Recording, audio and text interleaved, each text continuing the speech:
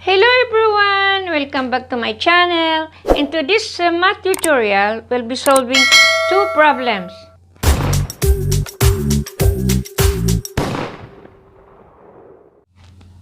Problem number 1. The length of the common chord of two intersecting circles is 48 cm. The radius of one of the circles is 25 cm. If the distance between their centers is 39 cm, what is the diameter of the other circle? Now, dito, as I've said earlier, in my previous videos, I usually write already the solution para minimize natin ang oras. So dito, meron akong rough sketch ng two circles. Now, assuming that this is the smaller and this is the bigger one. Now, it says there that the two intersecting circles have a common chord. So, ito yung sinasabing chord. Pagdating sa circle, halimbawa, ito yung circle. Yan ang chord from here to here or from here to here, from here to here. Yun ang tinatawag na chord of a circle. So, dito, they're intersecting in common chord. See? Ito ang isa, ito yung isang circle, tapos may common chord sila with a length of 48 cm. So, ito, ang length nito is 48 cm.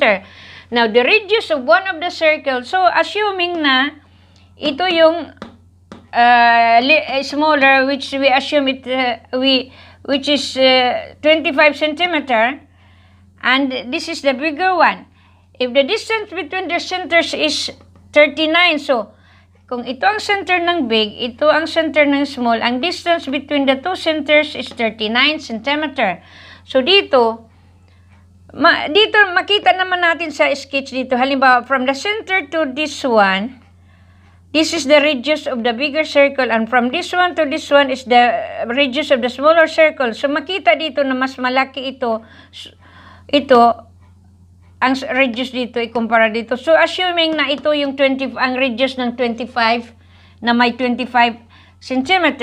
So, paano natin isolve yan? Ang hinahanap natin is the diameter of the other circle.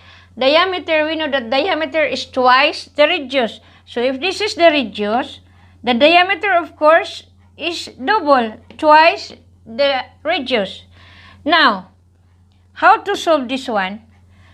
Dito, ito yung ano natin, meron tayong from center to center. So, nag-draw kasi of course, kasi intersect sila with common chord at tapos from center to center. So, ang mangyari, natural, maging right angle to dito. So, 90 degrees. Right angle yan. So, kung right angle yan, that means we can form a right triangle here. From here to here will be a right triangle. Ilabas natin yan dito. Now, dito, of course, this one from this one is equal to 48. So, ang kalahati niyan, from here to here, it will be 24. Tapos, dito, ang radius yung radius nitong other circle is 25 cm. So, iikot mo yan hanggat dito. Ganon pa rin ang length niya. 25 pa rin. So, 25. So, naka-form tayo ng right triangle. So, masolve natin yan using Pythagorean theorem. Masolve natin itong side na to. Kasi ito given na, ito given, tapos ito meron na din. Tapos, we can solve this side from here to here, which we designate as x. Now, Pythagorean theorem says that x squared plus this 24 squared, which is equal to 25 squared. Now, transferring this one, 24 on the other side, so x squared is equal to 25 squared minus 24 squared. Therefore, x, simplifying this one, x will be equal to x square root of 49, which is equal to 7. So, meron na tayong length from here to here, which is equal to 7. Now, ngayon, ang hinahanap natin is ang diameter nito. So, of course, unahin muna natin ang radius. Kasi pag makuha natin ang radius, masolve na natin ang diameter, which is twice the r. So, dito, So, dahil nakuha na natin dito ang from here to here which is equal to 7. So, ang total nito from here to here is given 39. So, 39 minus 7. The remaining, therefore, is from here to here will be 37. 32, sorry. 32. So, kung ilabas natin yan nandito. Of course, as I've said, this one is half of the 48, so it will be 24. And this one from here to here is equal to 39 minus 7 from here to here, which is 7, so it will become 32. Kasi 39 yan eh. So, minus 7 is 32. So, ito na naman, nakaano na naman tayo ng right triangle. Therefore, we can solve this one using Pythagorean theorem again. 24 squared plus 32 squared is equal to r squared. Therefore, r is equal to the square root of this one, 24 squared, which is 576, plus 32 squared, which is 1024.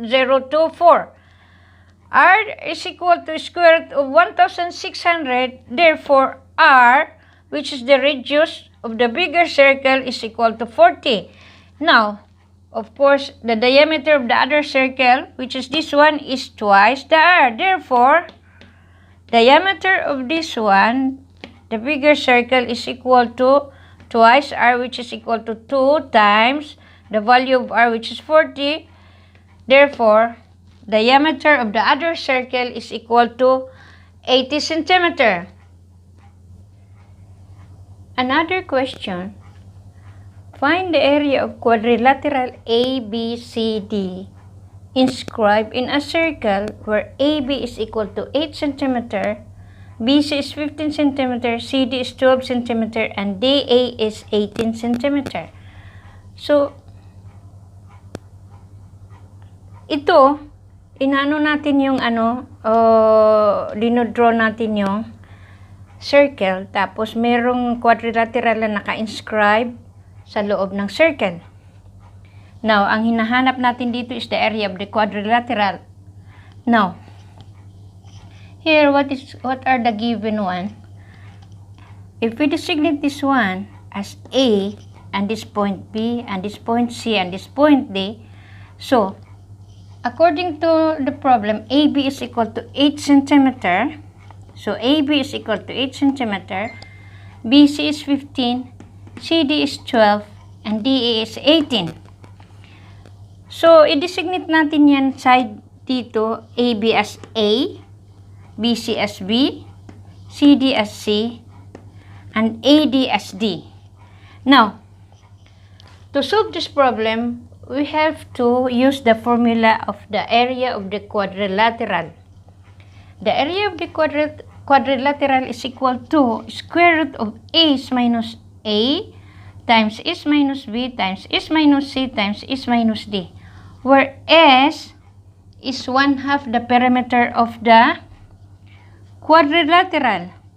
Now, the perimeter of the quadrilateral is equal to one side plus the other side plus the third side plus the fourth side. Ang sum nitong sides nila is the perimeter of the quadrilateral. So, A plus B plus C plus D, which is equal to 8 plus 15 plus 12 plus 18 is equal to 53. Now, dito sa formula na to, according to mathematics, S is equal to the 1/2 the perimeter. So, 1/2 the perimeter is equal to 53 divided by 2, which is equal to 26.5. So, yun yung S, dinesignate as S. Now, therefore, substituting all these values to the area, the formula of the quadrilateral, area therefore is equal to the square root of S, which is equal to 26.5 minus 8 minus times 26.5 minus 15 times 26.5 minus 12, which is C, and 26.5 minus 18, which is the D.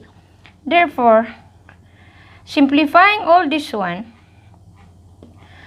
area therefore is equal to the square root of 26,221.44, which is equal to 161.93 centimeter squared or square centimeter. Yun yung hinahanap natin, the area of quadrilateral A, B, C, and D.